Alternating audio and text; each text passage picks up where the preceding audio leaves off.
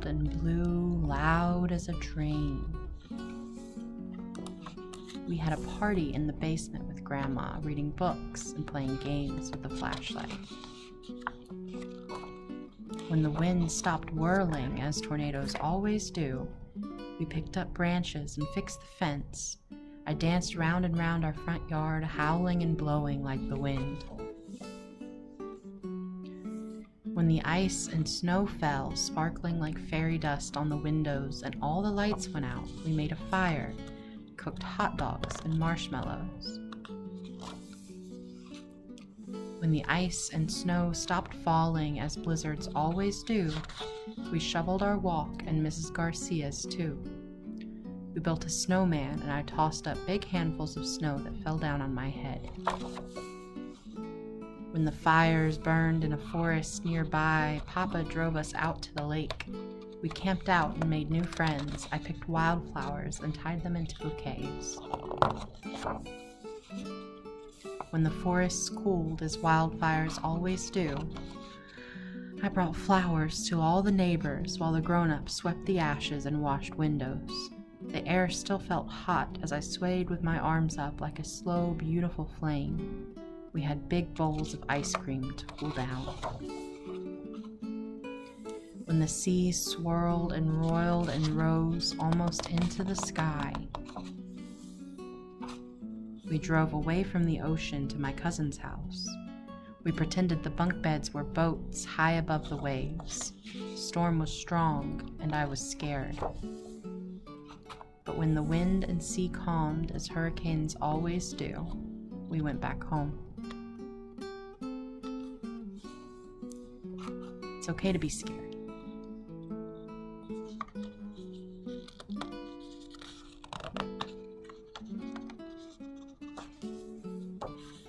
Nature is strong and powerful, but I am strong and powerful too. I am loud like a tornado. I am wild like the blizzard. I am hot like the fire. I am fierce like the hurricane. I am the storm. And when the storm passes, as it always does, I am the calm too.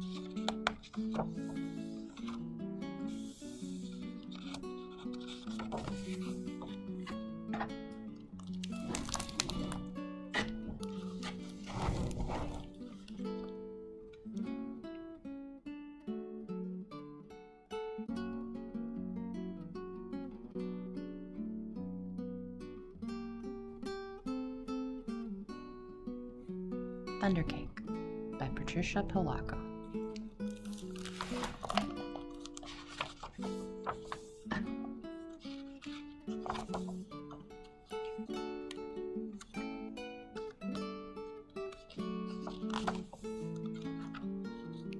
Grandma looked at the horizon, drew a deep breath, and said, "This is Thundercake baking weather, all right. Looks like a storm coming to me." "Child, you come out from under that bed. It's only thunder you're hearing," my grandma said. The air was hot, heavy, and damp. A loud clap of thunder shook the house, rattled the windows, and made me grab her close. "Steady, child," she cooed. "Unless you let go of me, we won't be able to make Thundercake today." "Thundercake?" I stammered as I hugged her even closer. "Don't pay attention to that old thunder, except to see how close the storm is getting. When you see the lightning, start counting real slow. When you hear the thunder, stop counting. That number is how many miles away the storm is. Understand?" she asked. "We need to get to know how far away the storm is so we have time to make the cake and get it into the oven before the storm comes, or it won't be real Thundercake." Her eyes surveyed the black clouds away off in the distance. Then she strode into the kitchen. Her worn hands pulled a thick book from the shelf above the wood stove. "Let's find that recipe, child," she crowed as she lovingly fingered the grease-stained pages to a crease spot. "Here it is, Thundercake." She carefully pinned the ingredients on a piece of notepaper.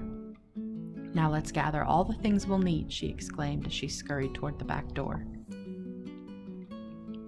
We were by the barn door when a huge bolt of lightning flashed. I started counting like Grandma told me to.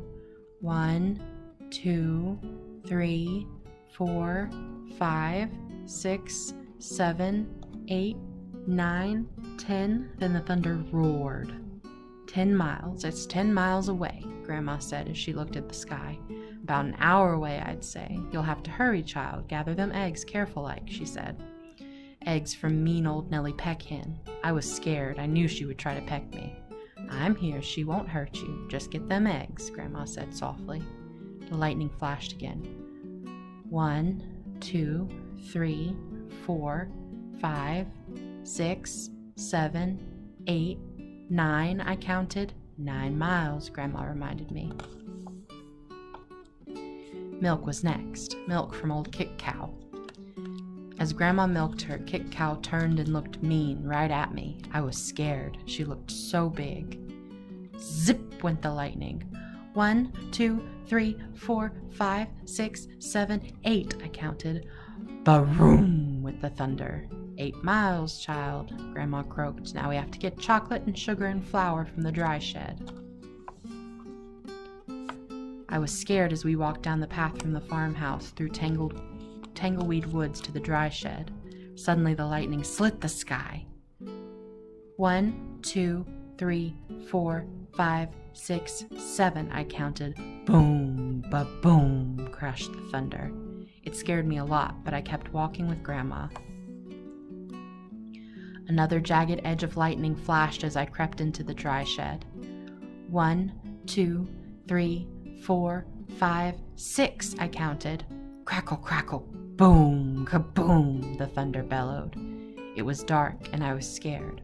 I'm here, child, Grandma said softly from the doorway. Hurry now, we haven't got much time. We've got everything but the secret ingredient.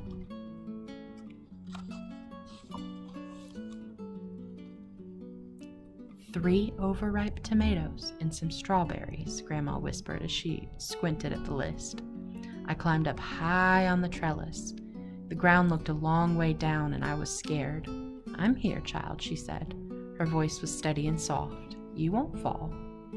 I reached 3 luscious tomatoes while she picked strawberries. Lightning again. 1, 2, 3, 4, 5, I counted. Kabang! Boo! Arum! The thunder growled.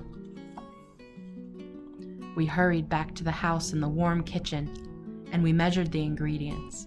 I poured them into the mixing bowl while Grandma mixed. I churned butter for the frosting and melted chocolate. Finally, we poured the batter into the cake pans and put them into the oven together.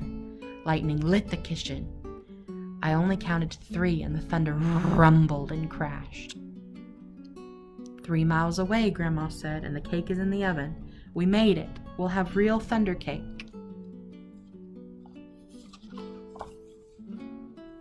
As we waited for the cake, Grandma looked out the window for a long time. Why, you aren't afraid of thunder. You're too brave, she said as she looked right at me. I'm not brave, Grandma, I said. I was under the bed, remember? But you got out from under it, she answered. And you got eggs from mean old Nellie Peckhen, and you got milk from old Kick Cow, and you went through the tangleweed woods to the dry shed, and you climbed the trellis in the barnyard from where I sit. Only a very brave person could have done all them things. I thought and thought as the storm rumbled closer. She was right. I was brave. Brave people can't be afraid of a sound, child, she said as we spread out the tablecloth and set the table. When we were done, we hurried into the kitchen to take the cake out of the oven. After the cake had cooled, we frosted it.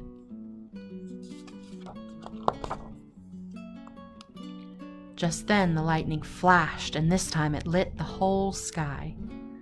Even before the last flash had faded, the thunder rolled, boomed, crashed, and baroomed just above us. The storm was here. Perfect, Grandma cooed. Just perfect.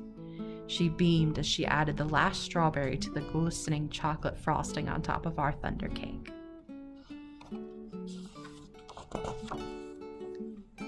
As rain poured down on our roof, Grandma cut a wedge for each of us. She poured us steaming cups of tea from the samovar.